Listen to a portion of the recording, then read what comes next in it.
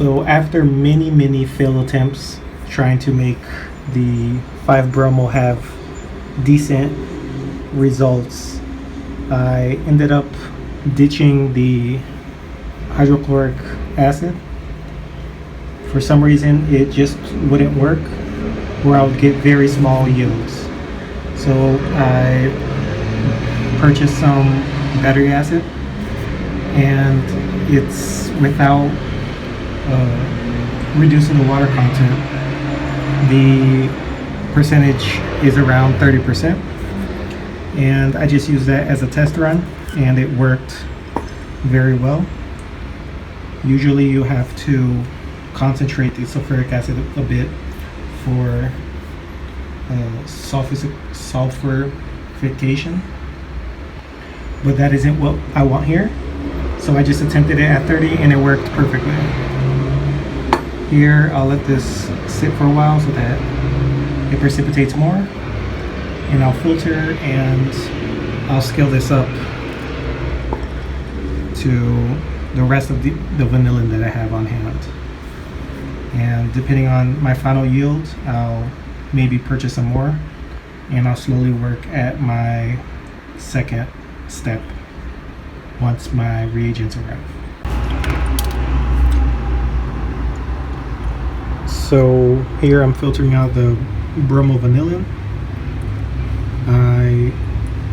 My next attempt, I'll be doing the conversion using a more concentrated sulfuric acid solution. It'll be around maybe 90% or 80, top 80s. And here it's a DUI vacuum pump. It's not perfect, but I'm using the water gravity to pull a weak vacuum here. I'm still trying to get it to work better since it's fairly slow, but it's still better than no gravity water filter whatsoever. And yeah.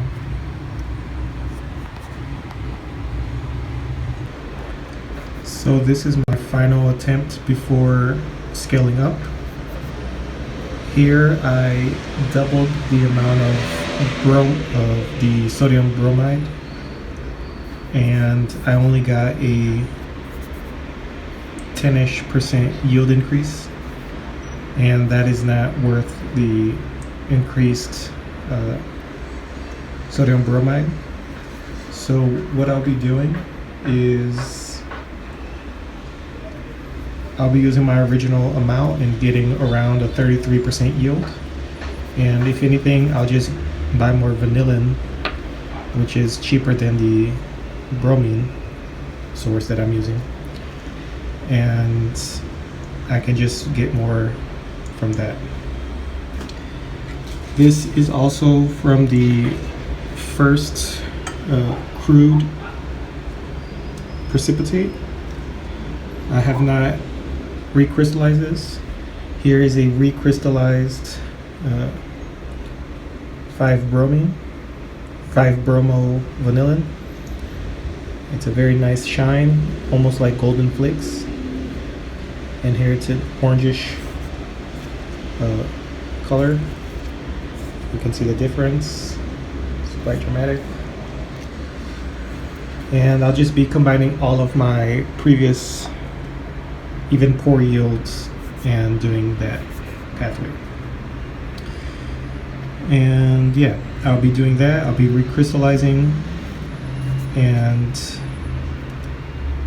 then preparing for the next step to make it to the syringaldehyde. Okay, that's it. Syringaldehyde. And I'll show my steps for that. I'll also be showing a larger scale bromination of the vanillin. Again, using only approximately 1 molar values for the vanillin to the sodium bromide. And I haven't tried with the bleach after attempting using the sulfuric acid. Maybe it'll be a better yield, but I'm just going to stick with the H2O2. And that's it. So here I'm scaling up. I took half of my remaining vanillin. It's around 32 grams. So I'll be adding 29 grams of sodium bromide. And I'll just be scaling up proportionally. So I used 200 milliliters of ethanol, 96, and the vanillin dissolved, but the sodium bromide remains. In my smaller scaled experiments, that's not a big issue. So I'll be adding 160, a bit more, 170 milliliters of the 30% sulfuric acid. And it tends to form a gelatinous mass. I'll add it slowly just to show, but it tends to form a gel somewhat. And I separated another 50 milliliters of ethanol if it gets too thick. I'll add this in smaller amounts so it doesn't heat up too quickly. And then afterwards, I'll add in slowly the H2O2, 50% that I have. You can use 30%, possibly even 3%.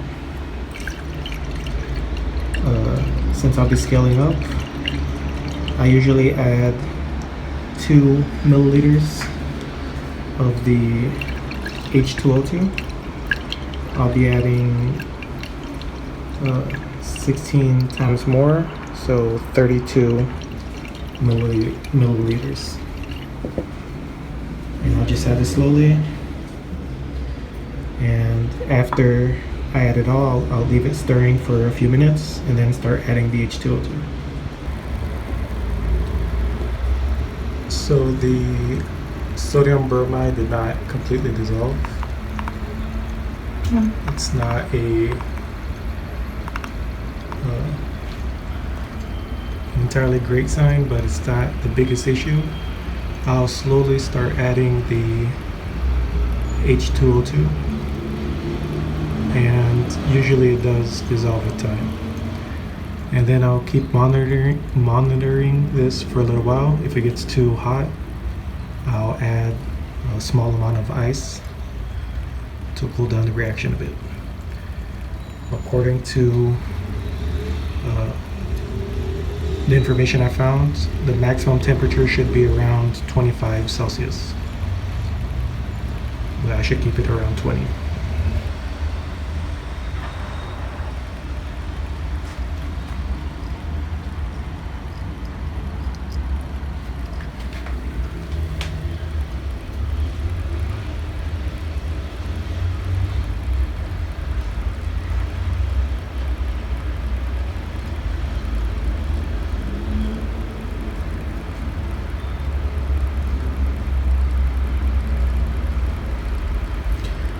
I also added maybe 20 more milligrams of the sulfuric acid to try to dissolve it, but it didn't dissolve completely.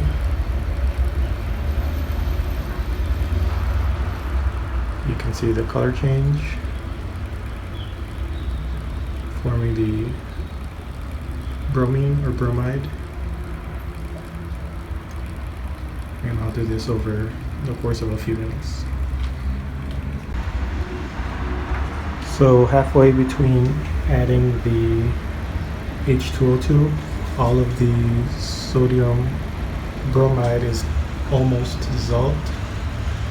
And as the color changed, I noticed the temperature and it reached around 30. So I added a water bath. I'll be adding some ice as well, and continue adding the H2O2. So the reaction, when it got over too hot, it turned an almost pitch black, but as I cooled down the reaction, now it's the appropriate red that should start becoming lighter to an orange, to an orangish tone. I'll add a little bit more ice just to cool it down,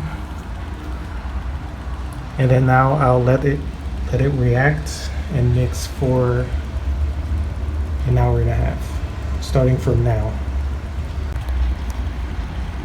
So I don't want to dump a whole bunch of ice, but I do want to slow down the reaction a bit, so that's why I added ice inside.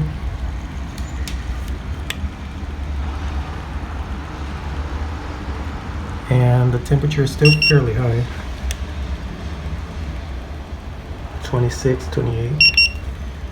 So if it doesn't cool down in a bit, I'll add just a little bit more ice, but the reaction does seem to have slowed down a bit from where it was a few minutes ago. You can already see it's getting lighter. And I'll cover this and leave it. So if all goes well, I should get around at least 30 grams of the 5-brom vanillin, and we'll see. Hopefully the elevated temperatures didn't kill the yield too badly.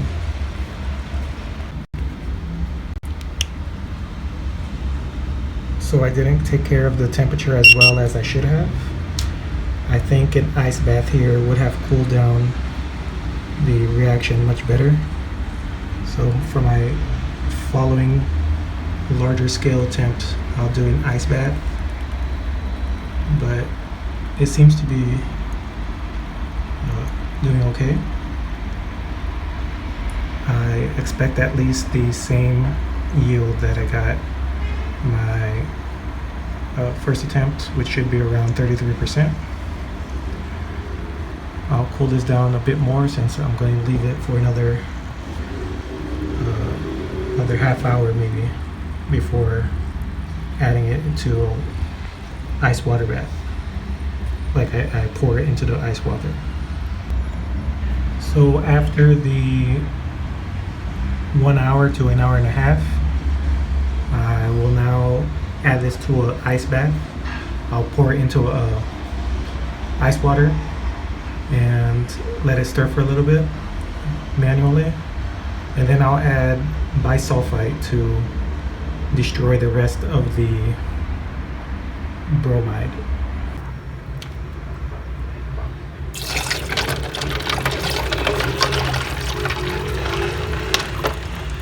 So my understanding is that the ice water slows down almost to a halt to the bromination, and it also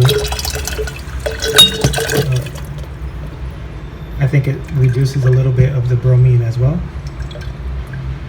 And from here, like I mentioned, I'll make maybe 100 milliliters of a saturated metabisulfite solution, and then I'll add it to this now very yellow solution here. So once this ice melts, I'll add the bisulfite to neutralize the rest of the bromine. So just on first glance, I think my scaling up did a pretty good job.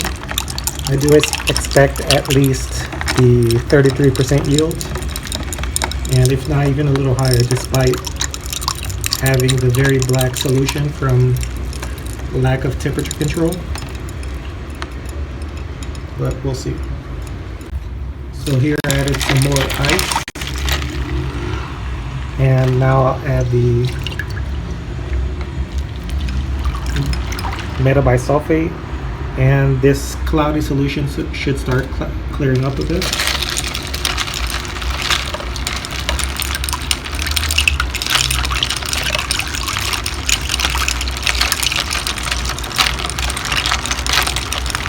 And the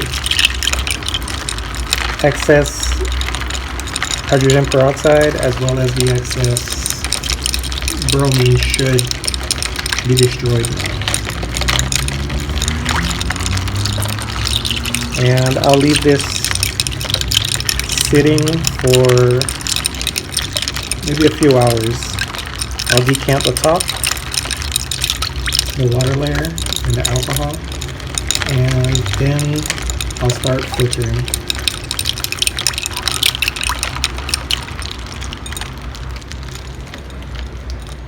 In a few hours, it should be the top portion fairly see-through, or easier to see at least. And then the precipitate is the 5-bromine vanillin. Here it's been maybe 2 hours, and you can see fairly faint, but it's transparent, and it's settled on the bottom. And now I'm setting up my filter to weigh the yield. So I decided to siphon the top water layer, and near the end I just poured it all into here. I'll just take a small loss, that's fine, with the whatever amount of precipitates were in the water. And here I'll filter this off, and then you can see there's some impurities, a darker color, but I'll be recrystallizing this later and we'll see the yield on this. So in the short clips before this, I was saying I expect the yield of 30 grams. That would be if it was a 66% yield. I get around 33, so it'll be only half that. So if I get 15 grams, I'm still satisfied. It's a poor yield, but considering I don't have to use pure bromine, it's a worthy trade-off for me. And with the yield increase of only 10%, using double the amount of sodium bromide, I would prefer just buying more vanillin and keeping it near 1-to-1 ratio. For me, that makes the most sense, and we'll see the yield later. And here is the crude bromo vanillin with my makeshift vacuum filtration, and it looks like a large amount. We'll see if it's over 15 grams, which is my expected yield. If I'm lucky, it'll be closer to 30, but I doubt it.